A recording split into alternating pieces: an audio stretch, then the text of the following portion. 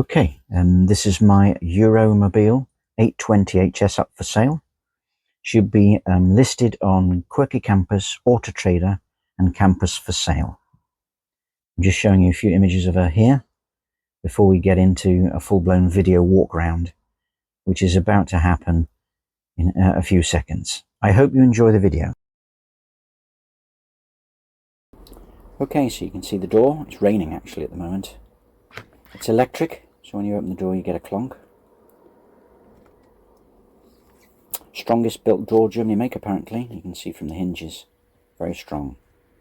The steps actually have access to the in-between floor storage, so we tend to put our shoes here. Quite useful if you're wanting to change shoes as you come in.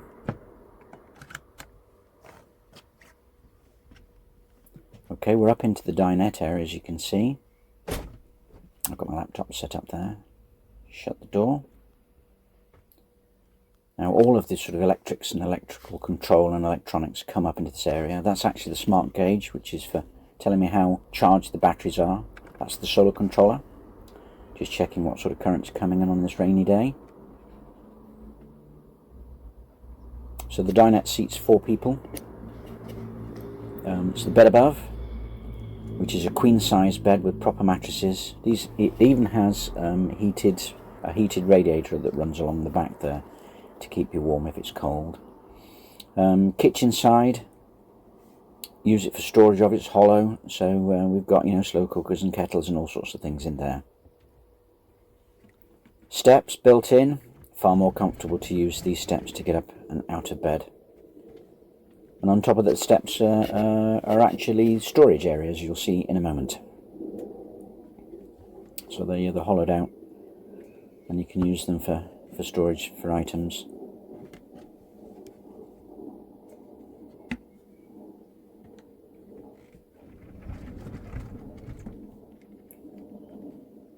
The cab's ahead of you there. We'll show the cab later. Okay, so we're now looking stern.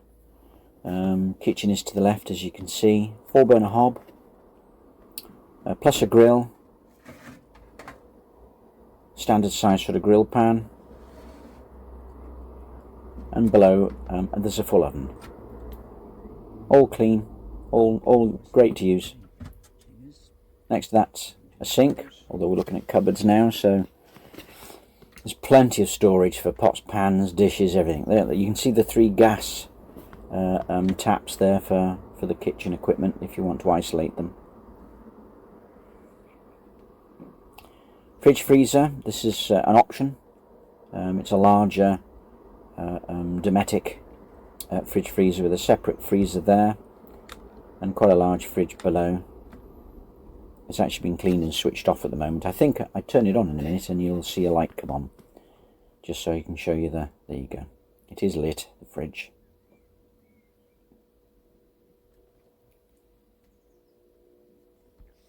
Three-way, mains gas and 12-volt. Rear lounge. This converts into a bedroom if you want it to, and there's a full partition that pulls across if you've got guests. Surround system by Marantz. Yeah, I've got the telly up and running here. So yes, you can see there's a full Dolby 5.1. So there's 5 speakers, 3 around the telly area there at the front, 2 at the back, and the subwoofers built into the chairs underneath. Good system actually, sounds amazing.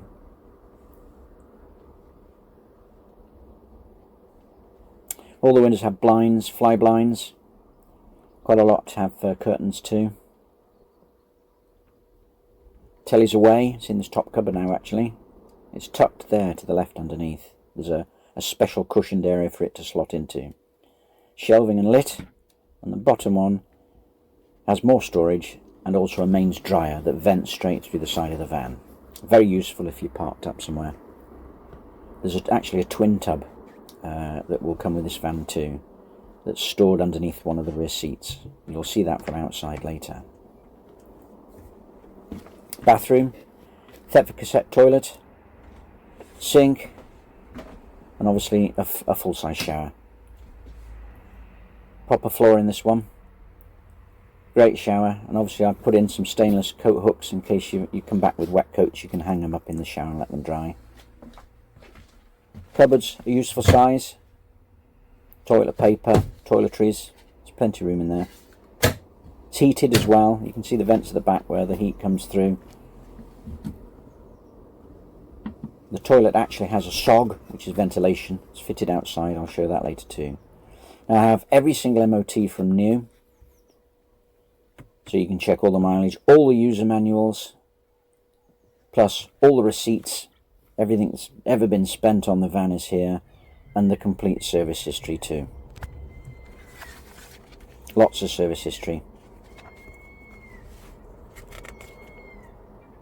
I have the user manuals for the van too. Right, yes, electrical sockets. There's one in the kitchen with a USB, one under one side of the dinette, and the other side of the dinette. I've fitted lots of electrical systems. One in the kitchen for a grill, front of the lounge if you're using a vacuum, and the rear of the lounge there, and one behind the television with USB as well, and a couple inside, which is actually what I ended up plugging the television into. Right, so outside storage. We're at the driver's side rear. There's the twin tub I talked about. Full-size spare, and inside that spare is actually a barbecue that will come with the van. Loads of room for storage. I've got multiple tubs down there. It's a spare battery too, a good Varta. I've carpeted underneath everywhere, primarily to keep the noise down while you're travelling. And it works very well. There's a spare cassette. I'm actually rebuilding the cassettes while I do edit and do this particular video. So we're now driver's side front. You can see the fuse box there. I've hooked in the inverter properly onto an ECB, and I've written on it there. I can explain all that. 12 volt fuses are next to it. That's the inverter. 1200 watt full sine wave. It's my tools you can see stacked at the back there underneath the dinette, the seating in the dinette. Batteries underneath that black cover, and there's 3 of those covers and 3 batteries, all deep discharge. We're now on the passenger side. She's actually up on the hydraulics at the moment. So the first locker is the gas locker, and I've got 2 Gaslow 22.5 litre cylinders giving 45 litres overall and 10 gallons. Fully switchable, you refill it there, and I've also got various adapters. The British adapter is there as standard, which is like a bayonet. I've got a French one, and I think there might be a bullet Spanish one in there as well. I've just noticed the O-ring's gone on that, so I'll get a new one. They're only a penny or 2. So that's the gas locker, and then we're now looking from the other side, remember, we're on the passenger side. Hose on the door. This is the EP hydraulic system for the auto leveling, and that's a manual control fascia there. There's actually a remote that's in the cab next to the driver, so you can see everything's through there. All of the extras you see, like the hooks and everything, could all come with the van, including the electric hookup. I've got a 50-metre heavy-duty hookup, which is meant for boating actually. Okay, this is the toilet. It's got a SOG fitted. I'll finally get it open. There we go. And the SOG is a fan. It feeds through the door into an active carbon filter, and what it does is it ventilates the toilet as soon as you open the flap, the flap inside, and it keeps all the smells out of the toilet. Very, very efficient. It was a great addition to add.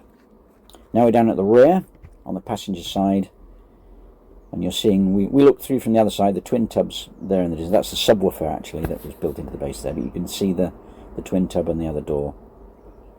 So loads and loads of storage. You can even get bicycles in the back of this. Now what I'm doing is I'm stripping the dinette, because you've actually got access through various holes in the floor, but this is the big hole under the dinette here, and you'll see me open it up, and I think I take the camera and drop it down, and you'll see there's a huge amount of space down here, and you can clamber in, and if it's empty, you know, get underneath and crawl around. You can see the hoses, and look, I've got the door open to let some light in, and there's the fuse boxes that I showed you earlier. Huge amount of storage, and you can access it through three cutout hatches on the inside of the van. We tend to store our food under one of them. and booze under the other. Right, bedroom area, I've put the bed up and open the cab up so you can see into the cab. It actually becomes a closet when we're stopped somewhere.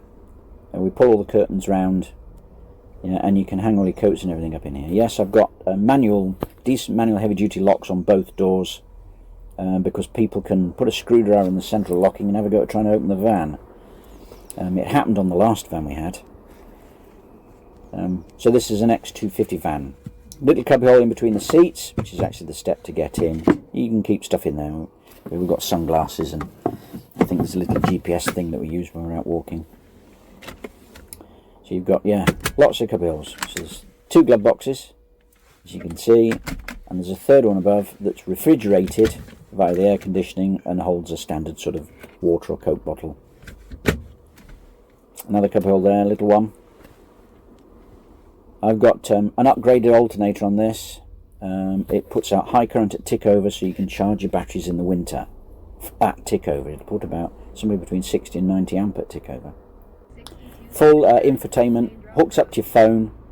So even though I'm filming this with the phone, the sat nav, what else? The Spotify, everything's running from the phone, and I'm driving it directly on the screen, and it's all running and processing on my phone, which I'm videoing with as well. Hooked into the radio, so it all runs through the speakers in the cab and in the rear of the van actually too. So it's very good. Let's take B6275, A1M south and M1 south. Yeah, sound quality is pretty good. Don't worry, the lights are flashing because of the way the camera works. The handbrake's on, that's all that's telling me. Just switched the aircon on in the cab. Fantastic aircon in the cab, it actually gets the place too cold. This Iveco's also got full cruise. Fitted as standard. I forgot to list that actually. Okay, I do have full reversing cameras on this too. One facing back and one pointing down. Can't see it very well there. So I'm now at the rear lounge, and what I thought I'd show you is all the 12-volt charging sockets that I've installed everywhere. So if I come up on this side here, can you see there's 2 sockets here? If I peel out the protective covers and switch them on, you can see them there. Now these are QC3, so very uprated USB-A, and USB-C PD for power delivery, and they'll both output a few amps and give about 60 or 70 watts of charging here. So for tablets, phones, even a laptop. I've got exactly the same on the other side over there. You can just see off in the distance there. So that's what's fitted at the rear lounge. Let me show you now what's down at the front and near the dinette. Okay, so here I'm down at the front dinette here. I've got my laptop here. It's plugged in with USB-C, and what I've actually got over here, built into the sidewall here, is 2 additional charging sockets. So the laptop's plugged in on the left one here into the USB-C for PD for power delivery, and that's outputting about 70-80 watts. And on the right, there's another PD and QC. There's USB-A QC, which in fact runs the cable over there, and that's what I usually use to charge this phone as well. So that's what I've got here. So you can turn this area, the dinette area, into an office for the day if that's what you need to do. Now the other place that I fitted some charging sockets, 12-volt charging sockets presenting USB A and C, is up in the bedroom area, which is up here. And that's just there. I don't know if you can see that. There's a double socket there, one USB-C PD and one USB A QC3, right? And I've got a cable running around just down here.